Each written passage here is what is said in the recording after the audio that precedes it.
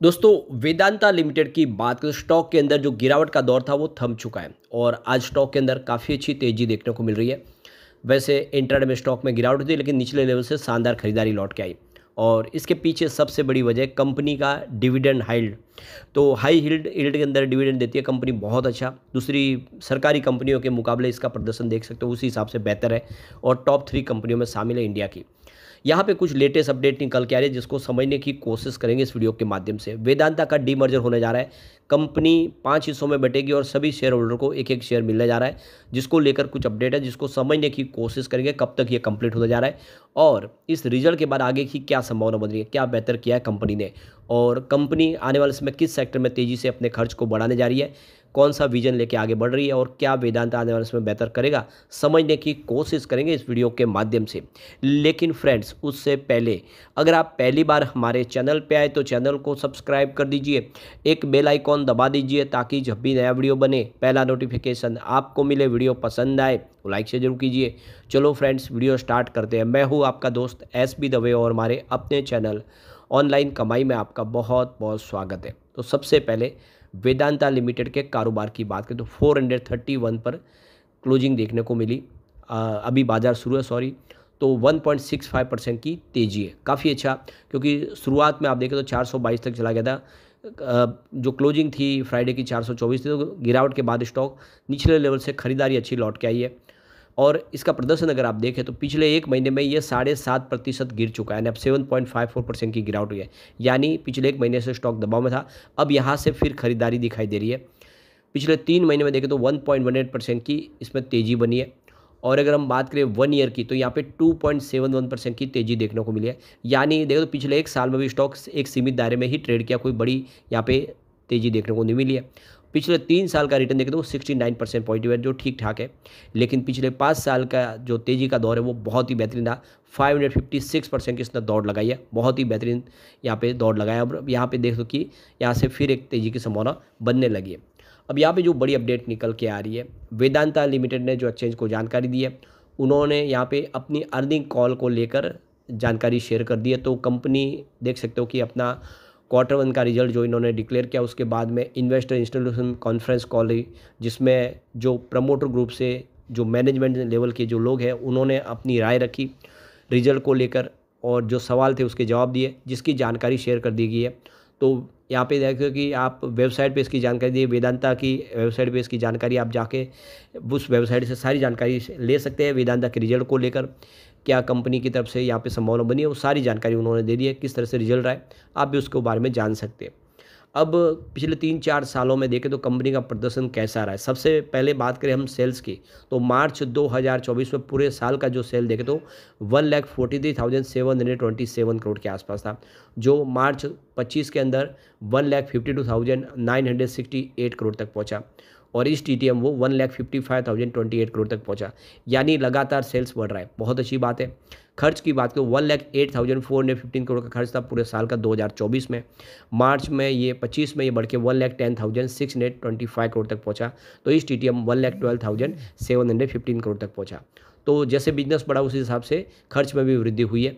अब बात करें ऑपरेटिंग प्रॉफिट की, तो मार्च 2024 में पूरे साल का जो ऑपरेटिंग प्रॉफिट था वो 35,312 करोड़ के आसपास था, जबकि मार्च 2025 में ये बढ़ के 45,343 करोड़ तक पहुंच गया और इस TTM 42,316 करोड़ के आसपास है।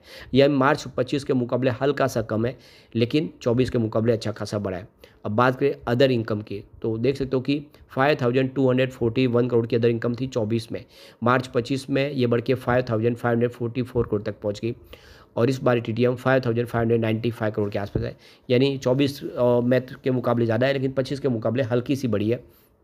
बात करें प्रॉफिट बिफोर टैक्स की, तो मार्च 2024 में 20,365 करोड़ का प्रॉफिट बिफोर टैक्स बताया था, जो मार्च 25 में 26,877 करोड़ तक पहुंच गया और इस TTM 27,004 करोड़ तक पहुंचा। यानी प्रॉफिट बिफोर टैक्स में साल दर साल वृद्धि हो रही है।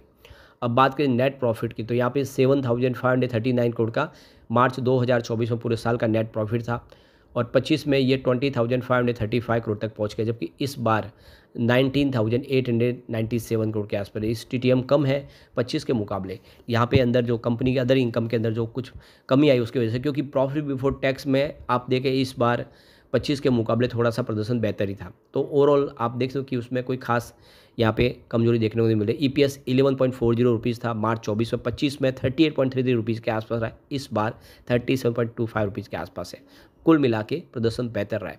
डिविडेंड पे आउट बहुत ज़्यादा 259% का डिविडेंड पे आउट मार्च 24 में दिया, 25 में 113% के आसपास था। तो शेयर मार्केट में कुछ ऐसे निवेशक हैं जो डिविडेंड को देख के ही इन्वेस्टमेंट के बारे में सोचते हैं। जो हाई डिविडेंड पे आउट कंपनियां उनमें उनको खास इंटरेस्ट होता है, जिसमें Vedanta limited, Indian oil corporation, Chennai petrol जैसे कंपनियां शामिल है। तो पीएसयू स्टॉक के अंदर वेदांता एक प्राइवेट कंपनी है, लेकिन उसका प्रदर्शन बहुत अच्छा है। तो एसबीआई सिक्योरिटीज़ के आंकड़ों के अनुसार कई कंपनियां पिछले 3 वित्तीय वर्षों में शेयरधारकों को लगातार अच्छा लाभांश दे रहे हैं। विर्स फाइनेंशियल 2022-23 में अगर देखें और 25 को लगातार डिविडेंड दिया है, तो वेदांता लिमिटेड इस लिस्ट में आपको सबसे ऊपर दिखाई देगी। पिछले 3 साल में 10.2% का डिविडेंड यील्ड के रूप हिसाब से इन्होंने दिया, बहुत ही बेहतरीन। हालांकि वित्त वर्ष 2022 में डिविडेंड 23.9% था। इंडियन ऑयल कॉर्पोरेशन की बात करें, इसका जो डिविडेंड यील्ड रहा है वो देखिए फाइनेंस 2025-24 में 8.2% रहा है। और चेन्नई पेट्रोलियम की बात करें तो चेन्नई पेट्रोलियम में भी बहुत ही बेहतरीन प्रदर्शन किया है, इसका 8.1% के आसपास रहा है डिविडेंड यील्ड में। और कोल इंडिया की बात करें तो इसने 2025 में 6.8% का डिविडेंड यील्ड के हिसाब से दिया है।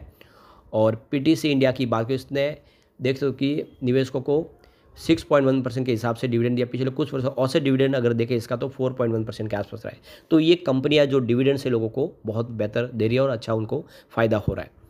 अब यहाँ पे जो कंपनी के मैनेजमेंट की तरफ से जो बयान निकल कर आया है कि कंपनी अब आने वाले समय अपने डेट को कम करने की कोशिश कर रही है और साथ में ग्रीन एनर्जी में अपना पोर्टफोलियो बढ़ा रही है। तो आने वाले समय जो देश का फ्यूचर है वो ग्रीन एनर्जी, और कंपनी भी इसमें अपनी अपॉर्चुनिटी तलाश रही है। तो बहुत अच्छी समय संभावना दिख रही है, कंपनी आने वाले समय कर्ज को और कम करेगी और अपना पोर्टफोलियो ग्रीन एनर्जी की तरफ बढ़ाएगी। तो अरुण मिश्रा जो एग्जीक्यूटिव डायरेक्टर वेदांता के, उनकी तरफ से बयान निकल कर आए जिसके काफ़ी ज़्यादा मायने। कंपनी ग्लोबल मार्केट में बहुत मजबूती से अपना बिजनेस बढ़ा रही है और डेट अपना लगातार कम कर रही है। तो ऐसे में आने वाले समय संभावना पॉजिटिव बनेगी। तो शॉर्ट सेलर जो फर्म है यूएस बेस्ड, उनकी वॉइस रहे की रिपोर्ट में भले ही बहुत सारे इल्ज़ाम लगाए गए हो, लेकिन कंपनी अपने बिजनेस के दम पे आगे बढ़ रही है और किसी को उन इल्ज़ाम में ज़्यादा विश्वास नहीं है। जो ब्रोकरेज फर्म के अलावा जो रेटिंग एजेंसी है वो भी भरोसा नहीं कर रही है, और इसीलिए वेदांता यहाँ पे आज भी बेहतर प्रदर्शन करता हुआ दिखाई दे रहा है। तो ये देखो कि वेदांता की अब इस समय कमोडिटी ग्रोथ की बात है, जो खर्च है वो $5.6 बिलियन के आसपास खर्च करेगी कंपनी। अब यहाँ पे जो सबसे बड़ा जो इंतजार लोगों का है वो है डीमर्जर का। हर कोई चाहता है कि डीमर्जर जल्द से जल्द हो, ताकि शेयर धारकों को भी एक के बदले 4 एक्स्ट्रा शेयर मिल जाए, उनको 5 शेयर में निवेश का मौका मिले। तो ये देखें, पहले जो उसकी डेट फाइनल की गई थी पूरा डीमर्जर कंप्लीट करने की, वो 31 मार्च 2025 थी, लेकिन इस डेट को बढ़ा दिया गया क्योंकि रेगुलेटरी अप्रूवल अभी पूरे नहीं मिले, जिसकी वजह से अब 30 सितंबर 2025 फाइनल की गई। तो ये इसकी एक तरह से फाइनल डेट रखी गई। अभी अगस्त तो आ चुका, सितंबर तक भी लग नहीं रहा है कि ये पूरा का पूरा प्रोसेस कंप्लीट होगा, क्योंकि अभी आप देख सकते हो कि एनसीएलटी की तरफ से इनको अप्रूवल नहीं मिला है। कुछ सवाल उठाए गए हैं पेट्रोलियम मंत्रालय की तरफ से, वो भी इसके थोड़े से उनके जवाब अभी आए नहीं। सेबी भी उस पूरे मामले की कुछ जांच कर रही है डीमर्जर को लेकर, जिससे ये थोड़ा सा हो सकता है कि फैसला थोड़ा लंबा चले, लेकिन जल्दी डीमर्जर के लिए कंप्लीट किया जाएगा। वैसे कंपनी की तरफ से डेट फाइनल कर दी गई 30 सितंबर 2025, ये आपको ध्यान रखना है। तो आने वाले समय कंपनी का एल्यूमिनियम ऑयल का बिजनेस, गैस का बिजनेस, पावर और स्टील का बिजनेस सब अलग अलग हो जाएंगे। निवेशकों को इससे बहुत बेहतर फायदा हो सकता है। कैश फ्लो इस बार कंपनी का बढ़ा है। मार्च 2024 में -4114 करोड़ के आसपास था, इस बार मार्च 25 में 1181 करोड़ पॉजिटिव, यानी कंपनी के पास कैश फ्लो मार्च में नहीं था, इस बार कंपनी में कैश फ्लो भी है जिसका इस्तेमाल कंपनी करेगी। इसके अलावा कंपनी की एसेट बढ़ी है। मार्च 23 में 1,89,455 करोड़ के आसपास थी, 24 में ये घट के 1,88,118 करोड़ के आसपास, लेकिन इस बार मार्च 25 में 1,99,940 करोड़ तक पहुंच गई। ये सारी बातें साबित करिए कि वेदांता मजबूत है और आने वाले समय कुछ बेहतर कर सकता है। लेकिन फ्रेंड्स, कोई भी इन्वेस्टमेंट करने से पहले अपने फाइनेंशियल एडवाइजर से एडवाइस ले ले या अपना खुद का रिसर्च करें, क्योंकि मैंने वीडियो आपके एजुकेशनल पर्पज़ के लिए ही बनाया। वीडियो पसंद आए तो लाइक से जरूर कीजिए और चैनल को सब्सक्राइब कर दीजिए। Thank you friends.